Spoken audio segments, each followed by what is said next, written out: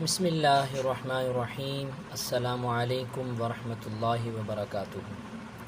عزیز طلباء، جماعت ہشتم کی اسلامیات کا پہلا سبق ہم نے پڑھا تھا اور وہ روزے سے متعلق تھا۔ تو بیٹا آج کا سبق شروع کرنے سے پہلے ایک دو سوالات میں آپ سے پوچھ لوں گا۔ سب سے پہلے تو روزے کی تعریف آپ بتائیں۔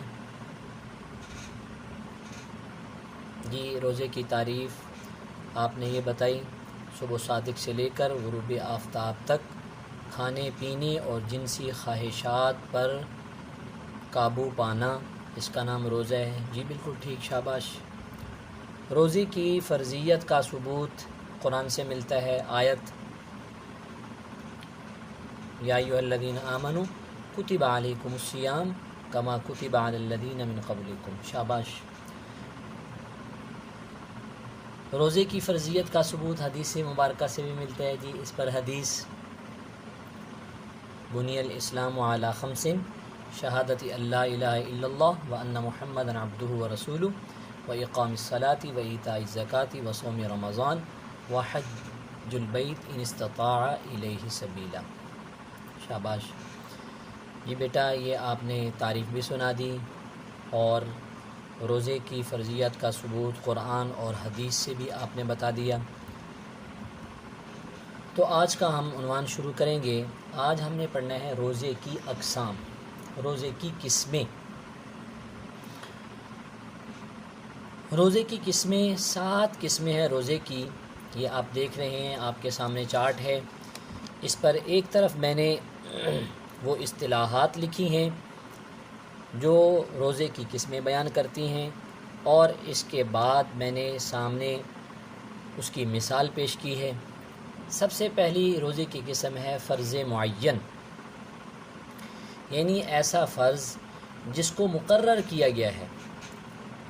تو اس کی مثال رمضان کے روزے ہیں، یہ ان کا ایک وقت مقرر ہے، سال میں 1 مہینے کے روزے فرض ہیں۔ دوسرے نمبر پر فرض غیر معین، یعنی ایسا فرض کہ جس کا کوئی تعین نہیں ہے، جس کی کوئی مقدار یا کوئی وقت متعین نہیں ہے فرض۔ جیسے رمضان کے قضا روزے، اگر رمضان میں کسی عذر کی وجہ سے روزے رہ جائیں تو بعد میں ان کو قضا کرنا فرض تو ہے، لیکن ان کے لیے کوئی وقت متعین نہیں ہے، پورے سال میں کسی وقت بھی ان کی قضا کی جا سکتی ہے۔ تیسرے نمبر پر واجب معین۔ واجب معین یعنی وہ منت کے روزے۔ منت یعنی نظر، کوئی شخص نظر مانتا ہے، منت مانتا ہے کہ اگر میرا فلاں کام ہو گیا تو میں فلاں مہینے کے فلاں دن کے روزے رکھوں گا، 1 دن کے، 2 دن کے، 3 دن کے۔ تو یہ ہے واجب معین، یعنی منت کے روزے جن کے دن معین ہوں، فلاں مہینے کے فلاں دن، تو یہ واجب معین ہے۔ واجب غیر معین وہ منت کے روزے جن کے دن معین نہ ہوں۔ کسی نے یہ کہا کہ اگر میں امتحان میں کامیاب ہو گیا تو میں 3 روزے رکھوں گا، اب یہ نہیں ہے کہ میں کب رکھوں گا، کس مہینے میں، کون سے دنوں کے اندر رکھوں گا، تو یہ واجب غیر معین ہے۔ اس کے بعد سنت، 5ویں قسم ہے روزوں کی سنت۔ سنت روزے کون کون سے ہیں؟ عاشورہ کے روزے۔ عاشورہ یعنی 9-10 محرم کا روزہ یا 10 اور 11 محرم کا روزہ رکھنا، یہ سنت ہے۔ پھر عرفہ کا روزہ، عرفہ کہتے ہیں 9 ذی الحج کو، 9 ذی الحج کا روزہ رکھنا، یہ بھی سنت ہے۔ ایام 20 کے روزے، یعنی ہر اسلامی مہینے کی 13، 14 اور 15 تاریخ کا روزہ رکھنا، یہ بھی سنت ہے۔ پھر ماہ شوال کے 6 روزے، یہ بھی سنت ہیں۔ اور اسی طرح پیر کا روزہ، جمعرات کا روزہ، یہ سنت روزے ہیں۔ سنت روزے وہ ہیں جن کو نبی پاک صلی اللہ علیہ وسلم نے خود رکھا ہو یا آپ صلی اللہ علیہ وسلم نے ان کے رکھنے کی ترغیب دی ہو۔ اس کے بعد روزے کی 6ٹھی قسم ہے مکروہ روزے۔ مکروہ روزے کون سے ہیں؟ نمبر 1 فقط ہفتے کے دن کا روزہ رکھنا۔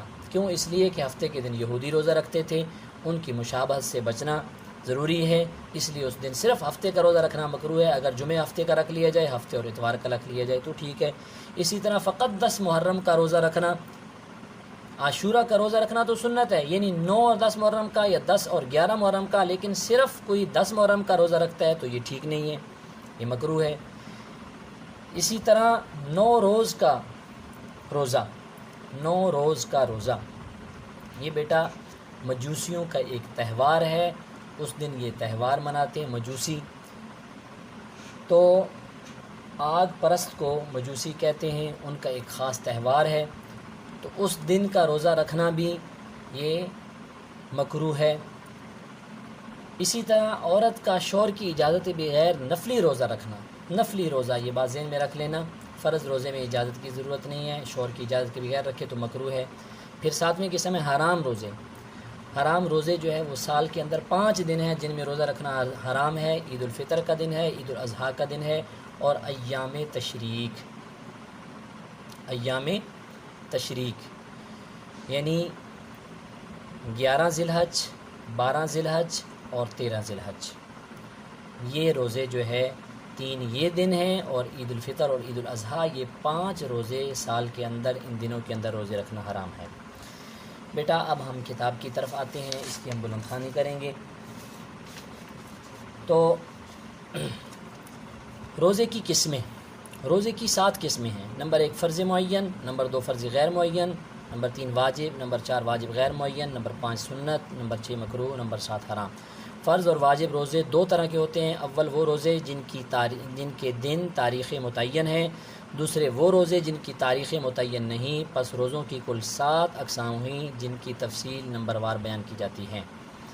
فرض معین یہ رمضان شریف کے فرض روزے ہیں جن کا وقت مقرر ہے، اور یہ رمضان شریف کا چاند دیکھ کر شروع کیے جاتے ہیں اور عید کے چاند پر ختم ہو جاتے ہیں۔ فرض غیر معین یہ رمضان شریف کے قضا روزے ہیں جن کا وقت مقرر نہیں، اگر کسی وجہ سے رمضان شریف کا کوئی روزہ نہیں رکھا جا سکا تو اس کی قضا فرض ہے، مگر اس کے لیے کوئی دن یا تاریخ مقرر نہیں، بلکہ جس قدر جلد ممکن ہو قضا کر لینی چاہیے۔ اس کے بعد ہے واجب معین، یہ نظر معین کے واجب روزے ہیں جن کا وقت مقرر ہے، اگر کوئی شخص روزے کی منت مانے اور منت مانتے وقت دن یا تاریخ مقرر کر دے، مثلا یہ کہ اگر میں امتحان میں کامیاب ہو گیا تو فلاں مہینے کی فلاں تاریخ کا روزہ رکھوں گا، انہی معین تاریخوں میں روزے رکھنا واجب ہیں۔ واجب غیر معین یہ کفارہ اور غیر معین نظر غیر معین کے روزے ہیں۔ کفارہ یعنی کفارے کا مطلب یہ ہے کہ اگر کسی نے رمضان کا روزہ جان بوجھ کر توڑ دیا تو کفارے کے طور پر اس کو 2 مہینے لگاتار روزے رکھنے پڑیں گے۔ اب اس کے لیے وقت متعین نہیں ہے، جب چاہے سردیوں میں رکھ لے، گرمیوں میں رکھ لے۔ نظر غیر معین کے روزے ہیں جو واجب تو ہیں مگر ان کا وقت مقرر نہیں، مثلا اگر کسی نے منت مانی کہ اگر میں امتحان میں کامیاب ہو گیا تو 3 روزے رکھوں گا، تو یہ روزے رکھنا واجب ہیں مگر ان کے لیے وقت مقرر نہیں ہے۔ جب امتحان میں کامیاب ہو جائے تو جتنی جلدی ہو سکے وہ 3 روزے رکھ لے۔ سنت وہ روزے جو حضور صلی اللہ علیہ وسلم نے رکھے ہیں یا ان کے رکھنے کی ترغیب دی ہے، اور وہ فرض یا واجب نہیں، سنت روزے یہ ہیں۔ نمبر 1 عاشورہ کے 2 روزے یعنی 9 محرم اور 10 اور 11 تاریخ کے روزے، عاشورہ محرم کی 10ویں تاریخ کو کہتے ہیں، اس دن روزہ رکھنا سنت ہے، حضور صلی اللہ علیہ وسلم نے اس کی ترغیب دی ہے۔ نمبر 2 عرفہ کا روزہ یعنی ذی الحجہ کی 9ویں تاریخ کا روزہ ان لوگوں کے لیے سنت ہے جو حج نہیں کر رہے ہیں، اور حج کرنے والوں کے لیے بھی عرفہ کا روزہ نہ رکھنا سنت ہے۔ حج کرنے والوں کے لیے بھی عرفہ کا روزہ نہ رکھنا سنت ہے۔ جو حج نہیں کر رہے ان کے لیے تو عرفہ کا روزہ سنت ہے، جو حج کر رہے ہیں ان کے لیے عرفہ کا روزہ نہ رکھنا سنت ہے۔ نمبر 3 ایام 20 کے روزے یعنی ہر اسلامی مہینے کی 13ویں، 14ویں اور 15ویں تاریخوں کے روزے سنت ہیں۔ نمبر 4 ماہ شوال کے 6 روزے۔